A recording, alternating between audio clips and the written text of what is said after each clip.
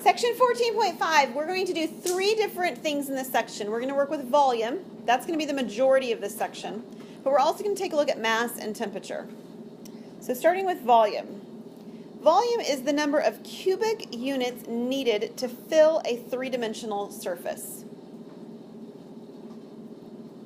And a cubic unit, then, is the amount of space taken up by a cube where it has 1 unit on each side. So it's a 1 by 1 by 1 cube. That's a unit cube.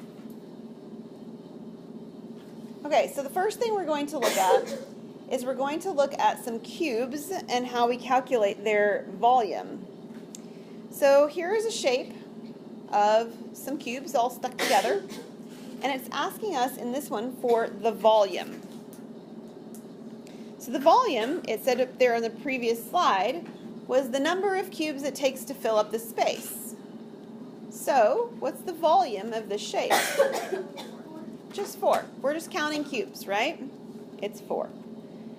And we don't have any units given, so we're going to say units, UN, cubed. This is 4 units cubed. That's the volume part. Surface area is a little bit more difficult to calculate. You can still count things. You just need to be careful that you count even the sides you can't see. And that's where people usually miss a side or 2. So let's actually look at this particular object from all 4 sides, or all 6 sides, excuse me. If you're looking at this object from the front, how many cubes can you see from the front of this object? So the front is, in order to get your 3-dimensional effect, the front is right here. It's sort of at an angle. Okay, there's 4 on the front. And if there's 4 on the front, there's also 4 on the back of this particular one. Right? 4 on the front, it's the same 4 on the back. So we're going to have 2 times 4. So this is the front and back. F and B for front and back. Let's look down now on the object from the top. If you're looking down at this object from the top, how many cubes, or from the bottom, either way, how many cubes do you see? You have 3. So from the top and bottom, there are 3. This is the top and the bottom. Now we're going to do from the left and from the right. So the object, looking at it from this direction, what do you see? 2. And what about from this direction? Also 2. Same thing. So we have 2 times 2. So these are the sides, right and left. So we add them together. 2 times 4 is 8, plus 2 times 3, which would have been 6. So I've got 8 plus 6 is 14, plus another 4, and that's 18. Did you have a question? Yeah. So I don't know if this is like a dumb question, but where is that like where the cubed comes from? Is because there's like 3 parts, or how do you get cubed? Because the volume's always just cubed. It's cubed because yes, it's the measure of a cube, and the cube is length times width times height. So if you're dealing with, let's say, meters, you'd have meters on length, meters on width, and meters on height, and so you have 3 meters multiplied, so you'd have meters cubed. Yes. And for surface area, what was our unit measurement for this? It'd be units squared, exactly. Units squared. So we have 4 units cubed for the volume, and that's way easier to calculate than the surface area, which was 18 units squared. But all of it can be done with counting as long as we're being careful on how we're viewing our object. We're going to do another one. The object is more difficult. This is, there's 2 objects here actually. And this doesn't come through very good on my sheet. I don't know how yours came through or not. If it's, you guys printed in black and white, so it actually looked better than mine. So you have 2 objects. We're going to find the volume and the surface area of each. And volume is usually easier to count. So take a look at the first object. And we're assuming that the corner that you can't see, that's the back left corner, is there. Okay, we can't see that cube there, but we're assuming it's there. Do you guys know what I'm talking about? It's sort of hiding, but... All right, so how many cubes are there in this object?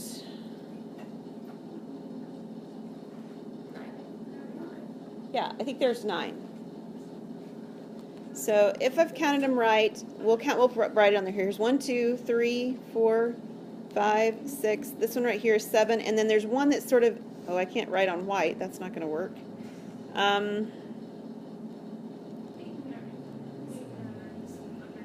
Yeah.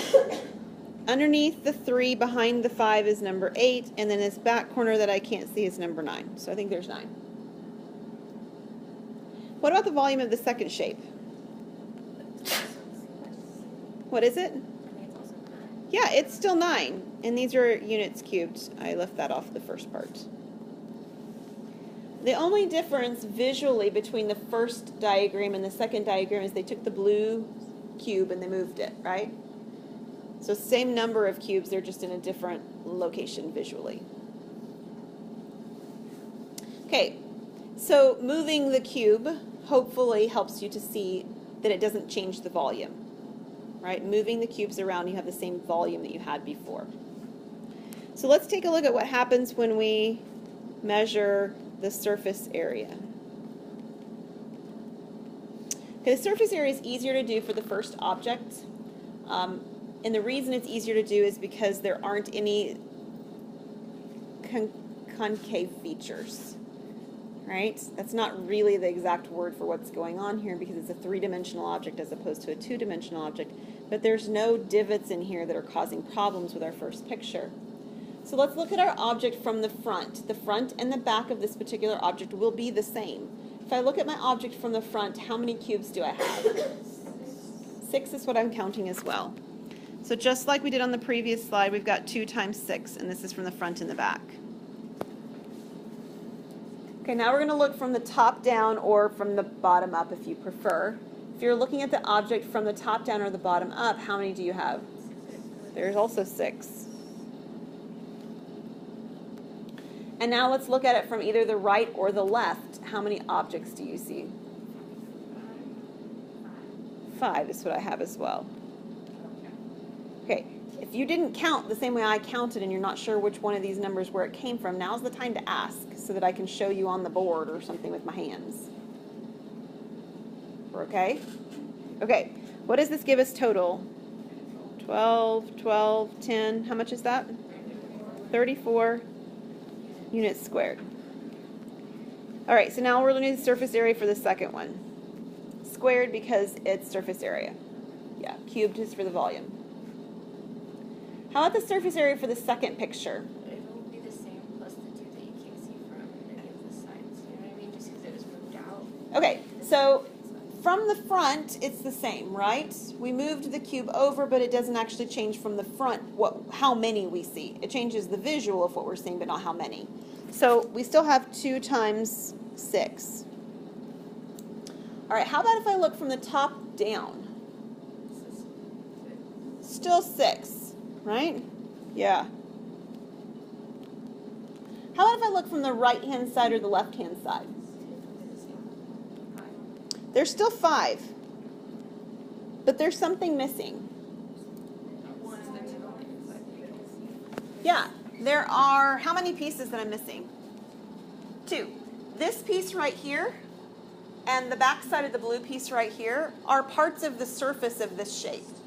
Right? If you were to cover this with wrapping paper, it would actually have to cover those pieces, and it didn't have to cover them before because before those 2 were connected, and now they're not. So I have 2 additional pieces because of this cave-like feature in it that are there now that weren't there before. I feel like that was Beauty and the Beast. Something there that wasn't there before. Okay, so how many do we have? 36 units squared. Okay, so part of our process in this section is going to be counting cubes. Man, English units of measure, you really thought you liked them until you got to this class, I think. English units of measure are tough for conversions, and they get tougher when you're dealing with area and even tougher for volume. So when we're dealing with feet, yards, gallons, quarts, cups, pints, and so forth, this is what we've got to deal with. What joy, that's right, yeah. So as you're taking a look at these, you know, if you're going from feet into inches, Of course, what they're doing is they're multiplying 12 times 12 times 12. That's where the 1728 comes from. Okay? As you're taking a look at yards into feet, they're multiplying 3 times 3 times 3 because it's 3 feet per yard and so forth. So that's where these numbers are coming from. The gallons, 1 gallon is 231 cubic inches. That's a good measurement to memorize, right? Or maybe put on your note card. Yeah. Quarts, pints, cups, fluid ounces. Yeah, not so cool. But there's a picture on your paper that is useful that you've probably had some experience with before. Who's seen this guy? What do you call him? Gallon guy, gallon man, something like that. And if you want to be politically correct, you can actually have your kids draw these and then they can make, let me see if I have my picture. Yeah. Gallon gal. All right, so I don't have this physical object anymore, but this was one that was created by my daughter, and I think it was 4th grade. That's what I remember was 4th grade, okay? And they actually decorated the room with these. Yeah, that's what they did. It's a cool activity, right? Hands-on, mathematical, and visual, artistic kind of thing. So let me actually explain. This picture is the same as this one, but I'll use this one because, you know, it's more fun. All right, so the middle part is the gallon, and everything from here that breaks apart is going to be equivalent to itself, to this gallon. So this 1 gallon is equivalent to the 4 yellow pieces, which is 4 quarts. Okay, so there's 4 quarts in a gallon, arms and legs. And then off of each leg and arm, this one breaks apart into 2, okay? So the quart breaks into 2 pieces, and these are pints. You can hardly read them because it's so faint, but they say pint. There are 2 pints in a quart. And if you count them, 1, 2, 3, 4, 5, 6, 7, 8, there are 8 pints then in a gallon. Visually, you can count them. Down here, all the purple pieces are cups. There are 2 cups in a pint. And if you actually wanted to count up all the cups, you'll count 16 of them. There are 16 cups then in a gallon. So when you buy a gallon of milk at the store, if you are drinking the serving size it says on that gallon of milk, you should get 16 cups of milk out of that gallon of milk. That doesn't happen at my house. I don't know if that happens at your house or not, but yeah, it does not happen. All right, so this is a super cool visual that will eliminate you from having to memorize like this whole part of the table. Like, how nice is that? Now there's something that I just circled that's not quite there. The fluid ounces part isn't. There are 8 ounces in a cup, so that's a useful piece of information. It's probably one that you know. You've probably dealt with enough liquids that you've seen that before, so that's probably not a brand new one.